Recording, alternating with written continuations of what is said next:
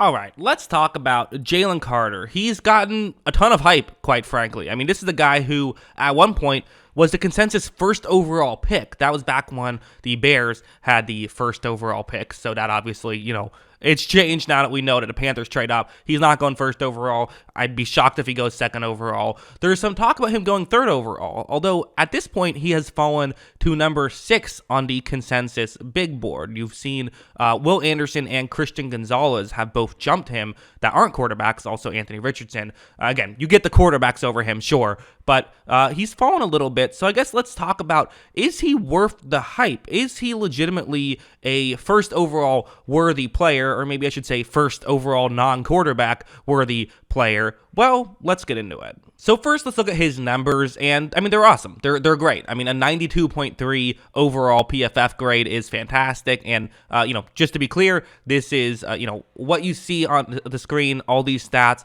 they do translate well to the next level. They do. People who are good at these specific grades tend to be good at the NFL level. That's just that's what the data says. So I follow that. And I mean, you look at the on the right side of the screen, the dot. The further over it gets to the right, the better he is. That's kind of the percentile grade. So if it was right in the middle, that would mean he's 50th percentile. He's basically all the way over to the right in every single one of these categories. I mean, pass rush win rate of 16.3, run stop rate of 15.3, grades of basically around 90 in every single facet of the game. This guy is really statistically very good. So, I definitely understand the logic. And right off the bat, it makes you feel like, okay, is he worth the hype? Well, the numbers say yes, but what does the tape say? And the tape is incredibly impressive as well, where what's going to happen here is that it's, going up one-on-one against a right guard right here, and watch what happens. So right out the bat, he kind of does an interesting little move there, right? We kind of fakes that it was going to the right a little bit more,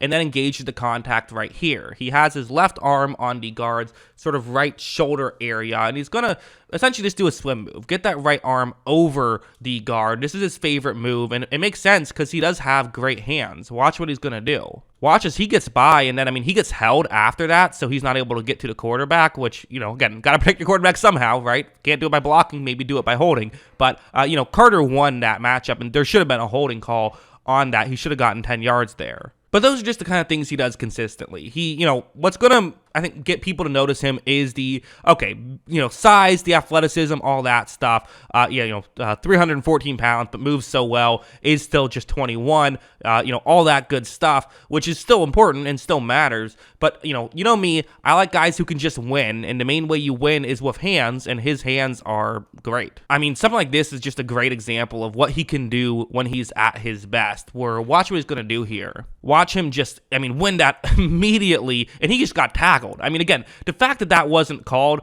honestly, watching this game just made me angry at the refs for most of it, because that's like as clear of a hold as it gets. That took away what should have been a complete tackle in the backfield. That should have been a highlight reel level play. So, hey, if they're not calling the hold, start holding, sure. But that's a brutal hold that should have been called, and the only reason why Carter didn't end up with a highlight reel level play, because that was awesome what he was able to do. And the fact that he is that kind of technician and can win that way, that's just what gets you excited about him. Heading over here now, another example of what he can do. It's, I think it's fair to say there are times when he doesn't win. It's not like he's winning every single time. It's not like every single snap you see, he's just able to make that work. As you see here, he's going to kind of try to overpower the guard he's going up against, and it doesn't really work out that well. The guard did a good job of holding his own, and there is going to be a bit of a learning curve, I think, with Jalen Carter. Actually, one of the guys he reminds me a lot of is Quinnen Williams from a few years back. If you remember, Quinnen Williams, there was talk about should he go or should Nick Bosa go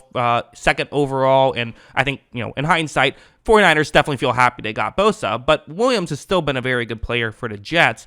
And it kind of reminds me of that situation of, I do think that Carter might take a year like Williams did to fully figure out what he can do. The size stuff, realizing you can't just overpower everybody at the next level, realizing there are, there's just more, it's more difficult to get to the quarterback, and you have to figure out different things to make it work, which I think he will. I think he'll eventually figure that stuff out, but just there is a learning curve for me.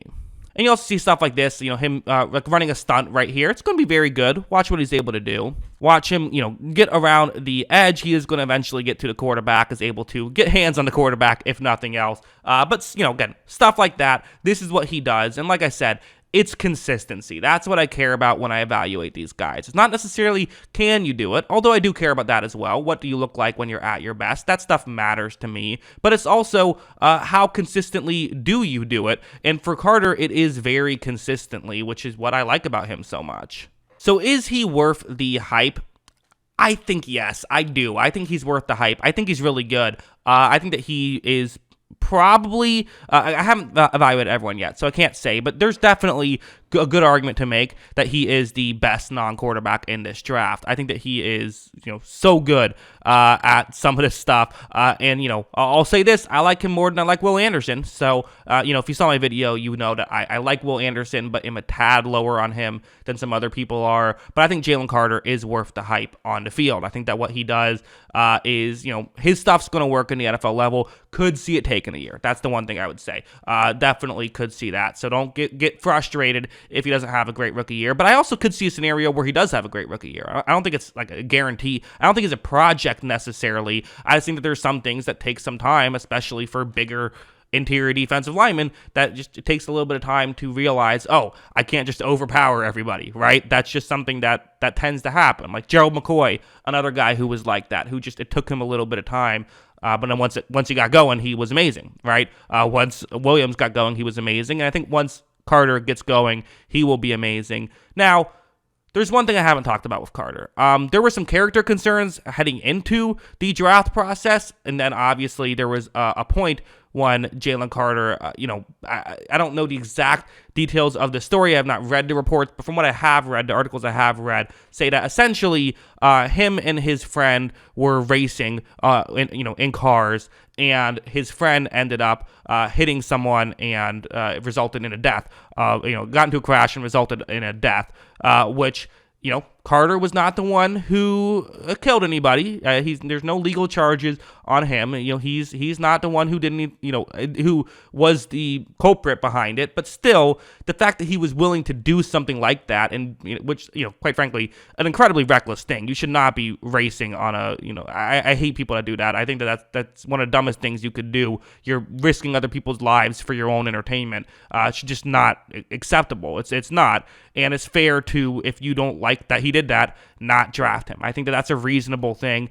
not just because of the ethical concerns, but also like, okay, if you're drafting someone that high up, you don't want to have a scenario where you have a head case and someone who is going to make mistakes and, someone who might do this again and get themselves in serious trouble. You don't want to draft Henry Ruggs, right? But you also don't want to support someone who does something like that. So I can see there's going to be some teams who basically just say, I think every team will still have him on their board, right? The old expression of if Hannibal Lecter ran a 4.3, they'd say he had an eating disorder. I think that every team will have him on their board at some point, but I do think some teams are going to put him a lot lower because of that incident. But again, just talking what I see on the field, I don't know the guy personally. Maybe he feels a lot of remorse. I don't know.